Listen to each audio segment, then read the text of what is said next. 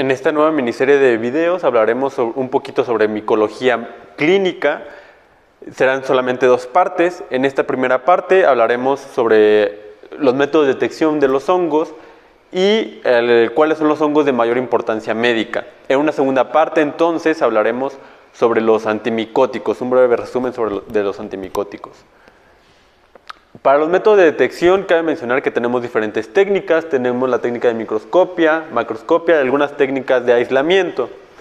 Cabe recalcar que gran parte de la identificación de los hongos, si bien existen pruebas bioquímicas, como puede ser las pruebas para identificar enterobacterias, realmente la gran mayoría de su identificación radica en las características macroscópicas, pero sobre todo microscópicas. Entonces, en la microscopia tenemos la técnica de la tinción de tinta china, que se utiliza no para todos los hongos, se utiliza para identificar Cryptococcus neoformans en líquido cefalorraquídeo. Tenemos la prueba de KOH, que es también llamada como examen directo, sobre todo para las dermatofitosis o micosis superficiales, en el cual podemos identificar algunas estructuras de los hongos. Tenemos también la tinción de Gram, que esta se utiliza sobre todo para evaluar bacterias. Si bien la tinción de Gram en estricto sentido se utiliza para clasificar a las bacterias, también puede ser que identifiquemos la presencia de levaduras, ¿de acuerdo? Que típicamente se describen como Gram positivas, aunque realmente son más intensas, es un morado muy intenso. También tenemos la tinción de azul de algodón o azul de lactofenol, que se utiliza, que se toma de los medios de cultivo, y con esta podemos en gran parte clasificar a los hongos de acuerdo a su morfología.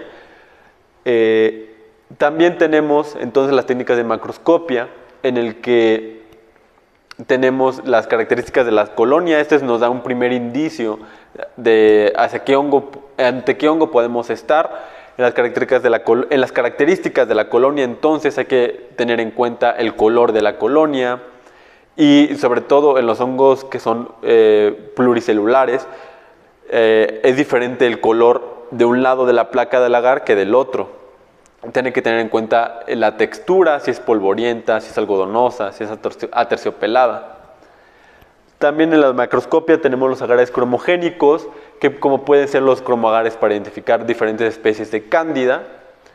Y bueno, tenemos algunas técnicas de aislamiento, medios de cultivo, en el cual tenemos el BHI, el agar sangre, que se utiliza sobre todo para hongos fastidiosos. Y tenemos ya más específico, hablando sobre medios para hongos, tenemos el saburó y el micocel. El saburó es un hongo selectivo para hongos, pero hongos en general, ya que tiene cloranfenicol y algunos otros antibióticos para inhibir el crecimiento bacteriano. Y tenemos el micocel, que además de tener antibióticos, tiene un antimicótico que evita el crecimiento de hongos ambientales. Entonces el micocel exclusivamente es para hongos patógenos. Ahora, vamos a hablar sobre los hongos de importancia clínica. En una primera instancia los vamos a clasificar como hongos monomórficos u hongos dimórficos. Se llaman hongos monomórficos porque solamente tienen una forma, ya sea levaduras o MOS, o sea, hongos pluricelulares, que producen hifas, ¿de acuerdo?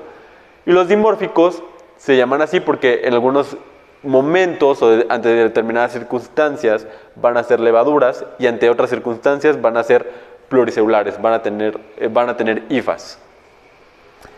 Ahora, dentro de las levaduras tenemos a las cándidas, que como pueden ver con esta clave de colores produce una micosis oportunista, es un hongo oportunista. Las cándidas entonces pueden causar desde micosis superficiales hasta incluso candidemias. Hay que tener en cuenta que las micosis superficiales por cándida son bastante comunes en las pacientes con diabetes. De hecho, muchos pacientes con diabetes debutan con una micosis por cándida. Tenemos además Cryptococcus neoformans, que entraría como una micosis sistémica, que típicamente produce una meningitis. De hecho, la tinta china, también llamada tinta india en algunas bibliografías, es precisamente para identificar al Cryptococcus neoformans. Después tenemos a Pneumocystis jirovecii. De hecho, este es un hongo bastante particular porque antiguamente se clasificaba como un protozoario, ahora como un hongo. También produce una neumonía oportunista.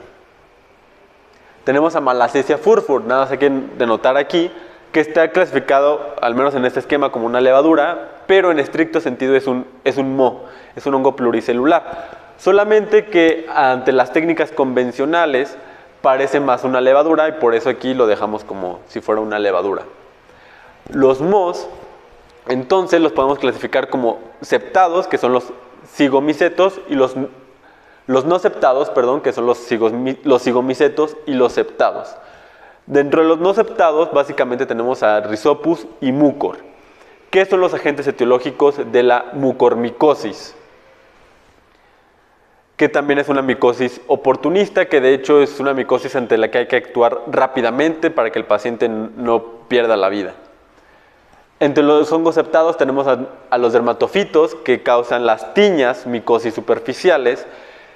Pueden ser tiene varios agentes etiológicos, como puede ser el tricofitón, epidermofitón y microsporum. Tenemos además a los agentes etiológicos de los eumicetomas, que son micosis subcutáneas.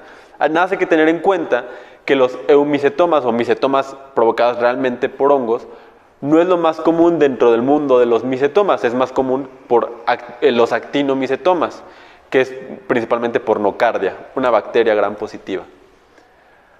También tenemos a los aspergillus, que causan la aspergilosis, sobre todo debuta como una neumonía, que también es una micosis oportunista. Tenemos entonces a los hongos dimórficos, que sobre todo cuando tienen forma de levadura, cuando están a temperatura corporal, digamos, o cuando se incuban en una estufa a 35 más menos 2 grados, y tienen forma de moho a temperatura ambiente.